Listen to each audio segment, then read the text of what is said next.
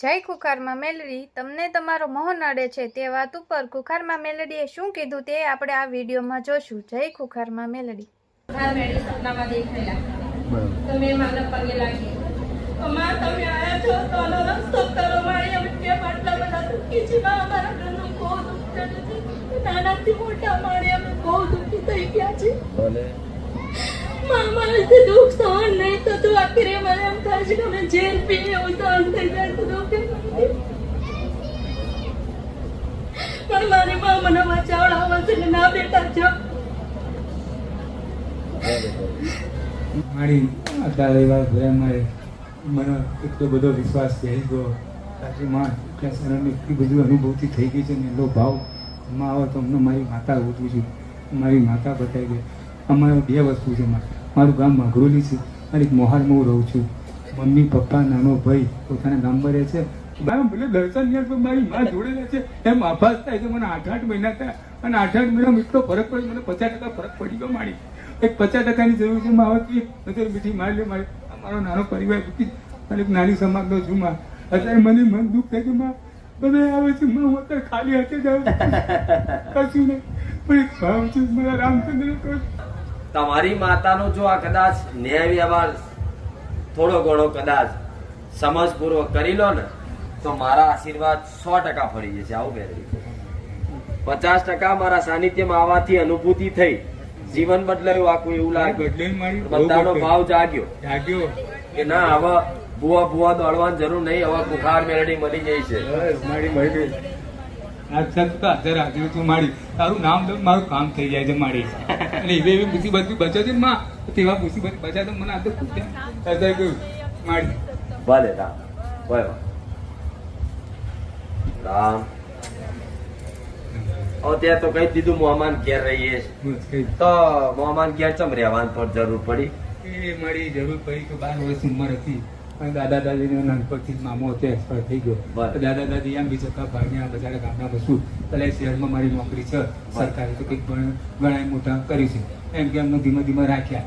મારા 12-13 વર્ષની ઉંમરની અંદર મારા દાદાની સામે એક જણ વ્યક્તિ બોલી ગયેલો તારા વાંચ્યા તું તો વાંચ્યો છું તારો કાલે દરવાજો બંધ થઈ કારણ નાની ઉંમરમાં જયારે અમે જમવા બેઠા રાત્રે ત્યારે મને મારા દાદા દાદી રડ્યા હતા. મને ઝટકો વાગ્યો દીકરો માની લીધો અને મેં દીકરા મેં મા બાપ રીતે મારે મેં ગાંઠ બાંધી લીધી. તો દાદા ભલે મામો નહીં તો મામા છોકરો માનશે તારા દરવાજા આ જીવન પેઢી ખુલ્લા રાખીશ. મેં કહું મારે વચ્ચે તારું પાડું છું. નહીં તારી ભાવના 100%ની છે.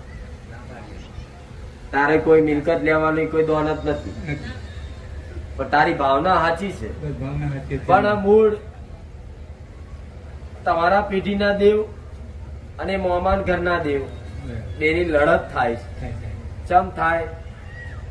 તારી કુળની માતા એવું કે મારી વસ્તી છે, મોમાની માતા એવું કે મારી વસ્તી છે. હવે તમે વસ્તી કોની તો સાબિત કરો.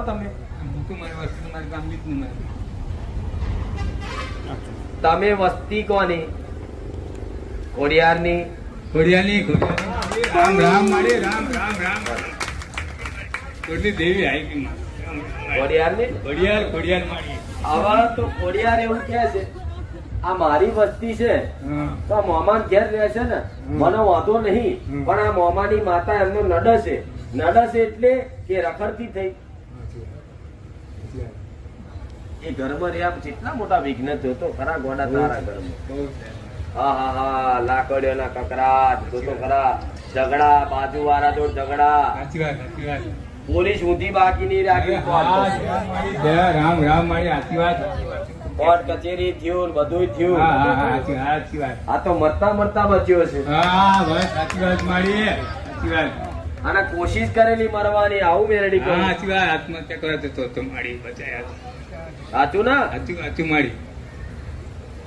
તો કોડા વિચાર કર કે તારા મોહમાન ઘેર રહેવાથી તને આટલા બધા વિઘ્નો મોટા પડતા હોય તોય તારી ખોડિયાર માતા કશું જ ના કરી શકતી હોય તો એ ચોક વાતે લાચાર હોવી જોઈએ ને. ખોડિયાર થોડી ઘાસ ખાય છે. તમે નિવેદન આલો છો ને પણ પાછી પડે એનું કારણ હશે ને. હક અધિકાર ના કારણે દેવ લડે છે. મોમાની માતા એવું કે છે કે અહીં રહેવું હોય તો મારી પૂજા કરો, નગર ખાલી કરો. સાચી વાત. અને તમે પૂજા કરો છો, મોમાન માતાઓ બેહાડશો, તો ખોડિયાર એવું કહે છે કે જાઓ મોમાન માતાઓ જોડે કૃપા કરો, હું તમારી શેઠી. તો હવે તમારે શું કરવાનું એ તમારે જાતે જોવાનું હોય ને ભાઈ. આ બધા સમજણ પડી કે નહીં મેં શું કીધું?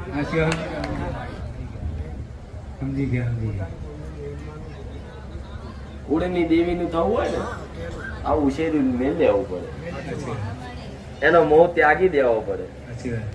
કાલ તમારી માતાની કૃપા થાય ને તો મોટો મેલ બોધ્યા લે એવી શક્તિશાળી માતાઓ નહીં. તમે ભક્તિ કરો છો એની. સાચી વાત મારી. નકર આ માતા તો જો તમે ગમે તેટલું મહેનત તો રહ્યું જ નહીં. ઉપર દીવાના દાસ થયા છે. સાચી વાત. અત્યારે કેટલાય માગવા વાળા લોહી પી જાય દિવાળી, એ તો જો દિવાળી આવી કે નહીં, તમારો દિવાળો ને આખરી જાય.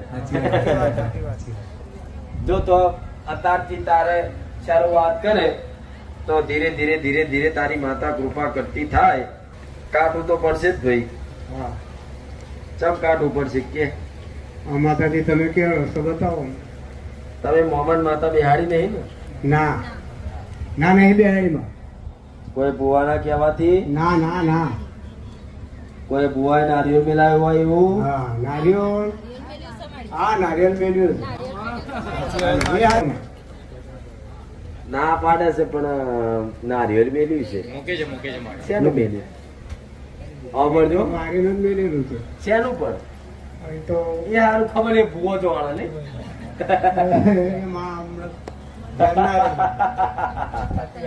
સાચી વાત. ભૂવો તમારા ઘેર નારિયેળ મેલે તો એટલી તો તમારી ફરજ હોવી જોઈએ કે એમ પૂછાય કે ભુવાજી આ શેનું છે, કઈ માતાનું છે, આ તળિયાનું છે, પેઢીનું છે, કોઈ બહારનું છે, કોઈનું વારણ કારણનું છે, કોઈની મૂઠચોટનું છે, પૂછવું તો જોઈએ. એ નારિયેળ મેલ્યું છે ને તે માતા એવું કહે છે કે નારિયેળમાં શિકોતરું બાંધ્યું. કેવું શિકોતરું? તમને જેટલી વાર કે કોઈ શિકોતર છે, કોઈ નડતર શિકોતર છે એમ કરી ભુવાએ મેલાયું નારિયેળ શિકોતર નું. હવે આ બધું કરશો પણ શિકોતર નો વ્યવહાર નહીં આવે તો લાફો મારશે, બધું પડશે. સાચી વાત. બરોબર. અને તો કોઈ મોમાની જગ્યા પર એનું બનાવેલું હતું, તમે નવું થોડું કર્યું ને આગુ પાછું. એ કર્યા પછી તકલીફ ખૂબ હતી. વિચારો, નોટિસ કરો. પેલા બરોબર હતું, થોડું હેરતું ગાડું, પણ જેવો નવું બનાવ્યું પછી તો ઓહો ઉપરા સાપરી વિગનો એ ઘર બનાવવા પાછળ કકરાટ થયા આજુબાજુ. ના થયા? દિવાલ બાબત, ઓટલા બાબત, ફલાણા બાબત. તો આ માતાને ગમતું નતું તમે અહીં ઘર બનાવો, પણ તમે સમજ્યા નહીં. પૈસા ખાલી થઈ ગયા, કોઈ ખબર ના પડી, કોઈ ત્યાં આગા પાસાના કારણ કરી લાઈન મારી મચેડીને બનાવ્યું. તો હજુ અડધું બાકી રહ્યું, નહીં રહ્યું. તો આપડે હવે અડધું બનાવવાની મોં મેલ દેવું.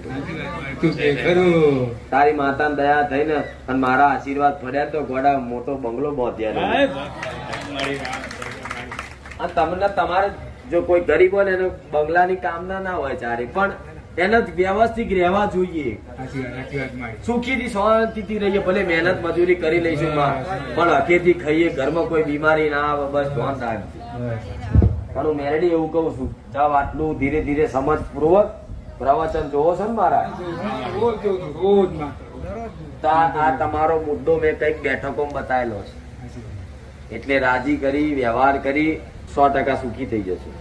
નકર નખોદી હંમેશા નખ ખોજવારશે, હંમેશા નુકસાન નાખશે, દારૂ પીવડાવશે, જુગાર રમાડાવશે, આડાવરા મગજ દીકરા દીકરીને બગાડીને તમારી આબરૂ કઢાવડાવશે. આવું અને એવું જો સમાજમાં થોડું ઘણું નાક રવા દેવું હોય તો મેં કીધું એટલું પાલન કરો. નકર આ શબ્દો મારા 5 વર્ષ પછી યાદ આવશે, કોક માતા મળી હતી ને આવું કીધું. જેને જેને મેં કીધું હોય ને એ વસ્તુ બની જ હોય. બોલો બોલો, બોલી નાખો જે કેવું હોય એ. ઊંઘવા વાળું દેવ હોય તો એક જ 77 માં હતા. પગ ખેંચવા વાળી એ તળિયાની જગ્યાની મેલડી. બોલો હજુ લક્ષણ કોણ બતાય તો બધું? છાતી પર બેહી જાય, ખાટલો હલાઈ નાખે, કોક દાડો ઊંઘેલા હોય તો આમ ખેંચી નાખે, પછી પગ તો આટલો ઊંચો પસાડે. હા કોને પસાડ્યો? અને દરવાજા આગળ જો પગ રાખીને ઊંઘ્યા તો સમજી લો કે આ દરવાજા થી લઈને પેલી બાજુ નાખી દે. આ અનુભવ કઈક ને થયા છે આવા. અને ખાસ નખોદ્યું કરે છે ને એના તો ખાસ ધડામ દે કઈક રાતે પડે, જોવા જાવ કશું નહીં. રાતે કૂતરા એવા રોવે, તમારે ઘરની આગળ જ રોવે બરોબર. અને આમાં લેમડો બેબડો બધું ફૂંકાઈ ગયું, કાપી નાખીને બધું સાફ કરી નાખ્યું. મેલડી આવું બોલ. આટલું કરો જાઓ. એકદમ આમ ધૂણ છે. હવે શું ધૂણ તો તમારી માતા જ ધૂણ છે, પણ આ મેલડી મોટા આવી. જો ખોડિયાર માતા જ આવી, પણ ખોડિયાર ના મેલડી બોલવા નહીં દેતી. એના બોલવું છે કે હે હું તમારી ખોડિયાર માતા આવી. બોલ બોલ બોલ, અત્યારે તો બોલ કે હું ખોડિયાર આવી. હા જો અહીં તન મેલડી નહીં રોકે, તું તાર બોલ. અહીં તન મેલડી નહીં રોકે. આ ખોડિયાર જોડે જોડે ભલે ભલે ભલે ભલે આ મહાકાળી માતા આ બાજુ આવ્યા તો ભલે રામ કેવું ખાતું જોજો. નહીં માનતું તો ખપ્પર બને તાર તું. ભલે રામ. હવે આ માતાઓ આંચકા મારીને જતી રહે છે ને એનું કારણ છે કે આ નખો દ્યું હતું નહીં તમને. આ મેલડી પાકી પાછી થાય છે અને આ નજર હોમે થાય છે જ. હું બેવડાવતી નહીં, કશું નડતું નહીં, પણ તમને તમારો મોહ નડે જે તમારા હકનું નહીં. મોમાના ઘરનું ભોણિયાના હકનું કહેવાય નહીં. એ એના કાકા કુટુંબમાં એના ભાઈઓમાં લાગે હક, તમને ના લાગે.